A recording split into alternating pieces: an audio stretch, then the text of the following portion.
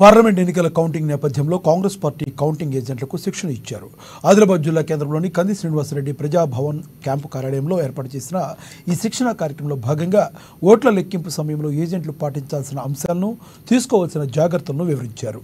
ఈ కార్యక్రమంలో టీపీసీసీ ప్రధాన కార్యదర్శి సత్తు మల్లేష్, ఖానాపూర్ ఎమ్మెల్యే వెడ్మ బుజ్జు, ఎంపీ అభ్యర్థి ఆత్రం సుగుణ, ఆదిలాబాద్ నిర్మల్, బోధ్ అసెంబ్లీ నియోజకవర్గాల ఇన్ఛార్జీలు కంది శ్రీనివాసరెడ్డి, కుచ్చాడి శ్రీహర్రావు, ఆడే గజేందర్, కాంగ్రెస్ ముఖ్య నాయకులు, పార్లమెంటు పరిధిలోని అన్ని నియోజకవర్గాల కౌంటింగ్ ఏజెంట్లు పాల్గొన్నారు.